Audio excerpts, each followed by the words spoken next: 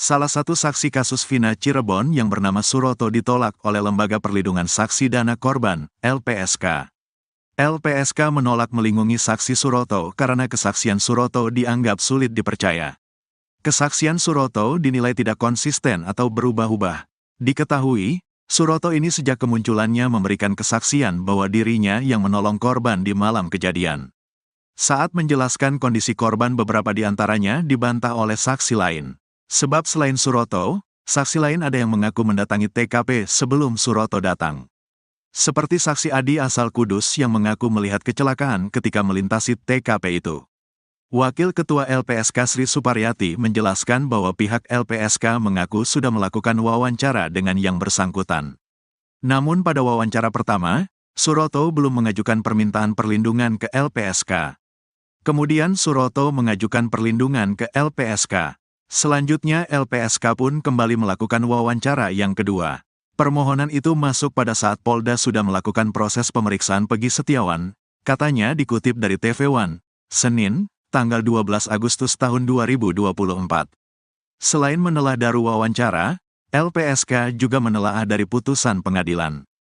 Hal ini dilakukan untuk melihat konsistensi dan juga kesesuaian dari kesaksian yang diberikan oleh Park Suroto.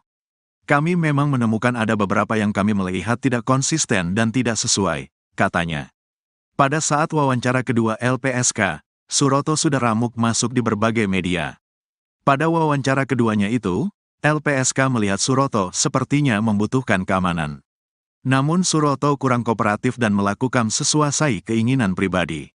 Dari pertimbangan-pertimbangan material dan juga formil, maka kami kemudian mengambil keputusan untuk menolak permohonan perlindungan yang diajukan oleh Napak Suroyo, kata Sri Suparyati.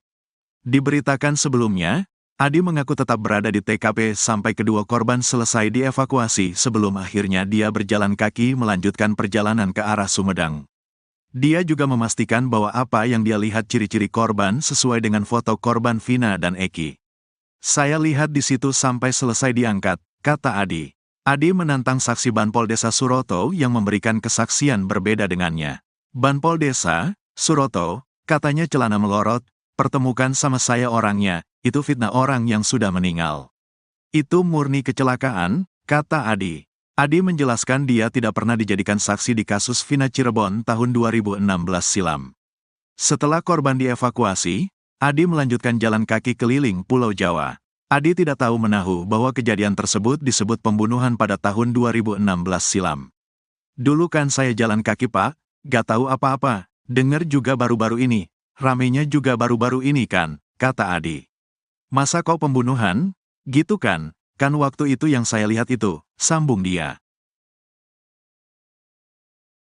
Tim Khusus, Tim Sus, bentukan Kapolri Jenderal Listio Sigit telah bergerak dalam senyap memeriksa puluhan polisi yang diduga terlibat di kasus Vina Cirebon 2016 silam.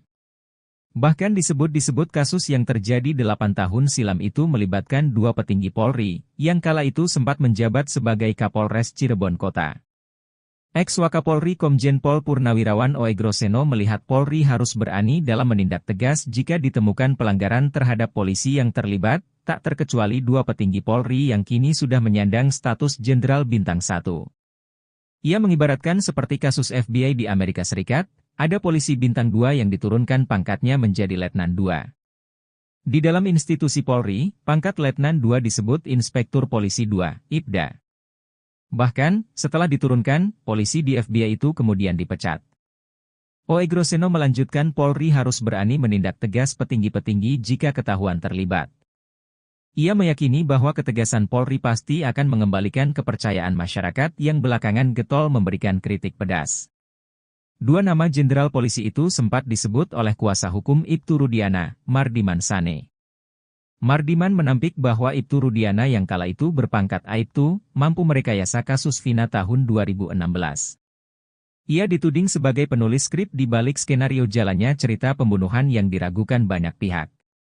Pasalnya, kala itu tahun 2016 Rudiana hanya berpangkat Aibtu, yang menurutnya tak masuk akal mengkoordinasi segala kekuatan untuk mengaburkan kasus ini.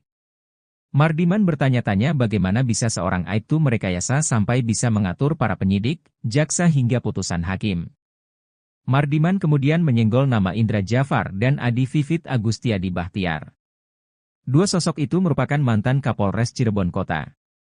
Karir kedua orang itu terbilang moncer yang kini sudah berpangkat bintang 1 alias Brigadir Jenderal Polisi. Pengacara Saka Tatal, Edwin Partogi Pasaribu, mengingatkan Presiden Jokowi bahwa negara berhutang terhadap setiap detik kebebasan yang diambil dari para terpidana kasus Vina Cirebon. Sebab, Edwin mendapati bukti ilmiah yang menerangkan tidak ada pembunuhan di kasus kematian 27 Agustus 2016 itu. Edwin mengungkap bukti ilmiah berupa ekstraksi handphone atau ponsel milik Vina. SMS dari ponsel Vina pada hari kematiannya, mematahkan kronologi pembunuhan Vina dan Eki seperti pada putusan yang menjerat Saka Tatal dan kawan-kawan. Komunikasi di ponsel Vina itu sesuai dengan kesaksian Widya Sari dan Mega Lestari, dua sahabat Vina yang dihadirkan sebagai saksi di sidang PK Saka Tatal beberapa waktu lalu. Edwin menjelaskan, kesesuaian bukti SMS dengan kesaksian Widi dan Mega di persidangan menandakan kesaksian itu benar adanya dan otentik. Dengan bukti dan keyakinan yang dimilikinya, Edwin meminta Presiden Jokowi mengambil langkah luar biasa membebaskan para terpidana sambil upaya PK tetap diajukan. Sebab menurutnya, negara telah berhutang kebebasan kepada orang yang tidak bersalah. Edwin tegas mengatakan, jangan karena para terpidana seorang kuli bangunan dan orang kurang mampu secara ekonomi maka bisa dibuang begitu saja, diperlakukan tidak adil.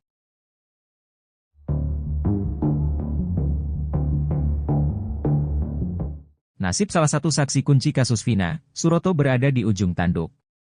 Suroto sebelumnya mengaku pertama kali menolong Vina dan Eki di Jembatan Talun. Namun pengakuannya kini diragukan, sejak muncul dua saksi yang mengaku melihat kecelakaan Eki dan Vina. Kini nasib Suroto ditolak LPSK. LPSK menolak melindungi saksi Suroto karena kesaksiannya dianggap sulit dipercaya. Hal itu lantaran kesaksian Suroto dinilai tidak konsisten atau berubah-ubah. Saat menjelaskan kondisi Vina dan Eki, beberapa di antaranya dibantah oleh saksi lain, sebab ada saksi lain yang mengaku mendatangi TKP sebelum Suroto datang. Seperti saksi Adi asal Kudus yang mengaku melihat kecelakaan ketika melintasi TKP itu. Wakil Ketua LPSK Sri Suparyati menjelaskan bahwa pihak LPSK mengaku sudah melakukan wawancara dengan yang bersangkutan. Namun pada wawancara pertama, Suroto belum mengajukan permintaan perlindungan ke LPSK. Permohonan itu masuk pada saat Polda sudah melakukan proses pemeriksaan Pegi Setiawan, katanya dikutip dari salah satu TV swasta, Senin, 12 Agustus 2024. Selain menelaah dari wawancara, LPSK juga menelaah dari putusan pengadilan. Kami memang menemukan ada beberapa yang kami melihat tidak konsisten dan tidak sesuai, katanya.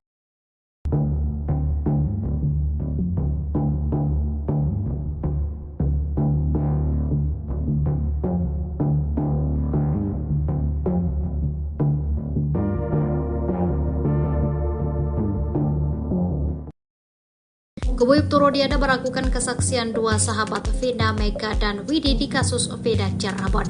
Bahkan, Mega dan Widi disebut hanya berhalusinasi saat menceritakan detik-detik Vina ditemukan kritis lalu meninggal dunia.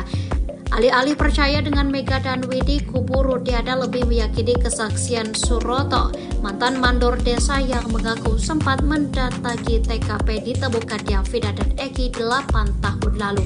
Suroto mengaku melihat kondisi jasad Eki dan Vina yang kritis di Jembatan Talun sebelum pihak kepolisian datang. Karena kesaksian Suroto lah kasus ini diyakini sebagai pembunuhan bukan kecelakaan. Namun belakangan, kesaksian Suroto diragukan oleh berbagai pihak. Salah satu yang meragukan cerita Suroto adalah mantan Kabar Reskrim Komjen Pol Purnawirawan Susto Duaji. Susto tegas menyebut Suroto mengurai cerita bohong soal kasus Vina. Di sisi lain, Mega dan Widi mengungkapkan percakapan terakhirnya dengan mendiang Vina. Berbeda dengan Suroto, Widi justru mengaku masih berkomunikasi dengan Vina pukul 10 malam. Padahal, sebelumnya diakui Suroto ia menemukan jasad Eki dan Vina dalam kondisi kritis di Jembatan Talun sekira pukul 10 malam. Widi mengatakan, jika dirinya diajak Vina untuk main namun tak digubris olehnya. Widi ogah keluar malam-malam karena takut dimarahi pacarnya.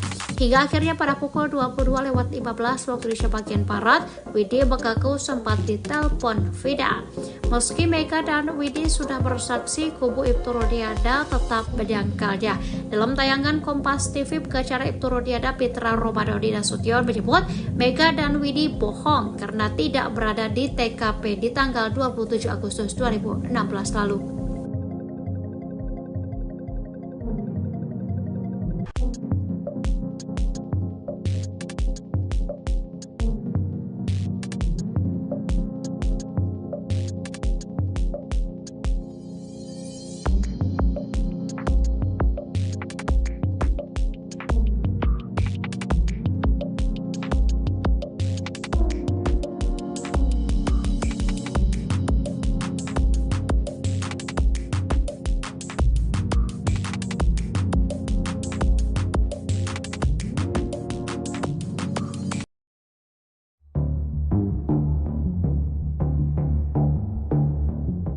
Rivaldi alias Ucil, terpidana kasus Vina Cirebon ternyata sempat dibahas oleh almarhum Eki saat berada di tongkrongan warung SMA 4 Cirebon. Hal itu diungkap oleh sahabat Eki, Franciscus Marbun di sebuah podcast yang tayang di YouTube Uya Kuya TV, Senin, 12 Agustus 2024. Bukan kenal, lebih ke almarhum pernah nanya kayak Rivaldi Ucil. Eki pernah nanya kenal gak sama ini enggak, kata Franciscus. Franciscus tidak mengetahui alasan Eki bertanya soal Rivaldi alias Ucil. Banyak yang bilang dia anggota XTC jugalah enggak tahulah, dia anak mana gitu. Pokoknya dia nanya kenal enggak, ujarnya. Sementara terkait para terpidana kasus Vina Cirebon yang lain, Franciscus mengaku tidak mengenali mereka. Ia juga hanya mengetahui wajah Rivaldi. Kenal nama paling kalau foto apa orangnya gitu enggak pernah ketemu sih, ujar Franciscus. Rivaldi, kata Franciscus, memiliki tato di tubuhnya. Nama Rivaldi juga sering berseliweran melalui broadcast BBM antara lain Promo Tepin. Agar ini juga namanya dulu gitu kayak agak terkenal lah namanya dulu gitu, kata Franciscus. Mengenai keterlibatan Rivaldi dalam kasus Vina dan Eki, Franciscus menegaskan tidak tahu. Terlebih, Franciscus juga tidak mengetahui latar belakang Rivaldi.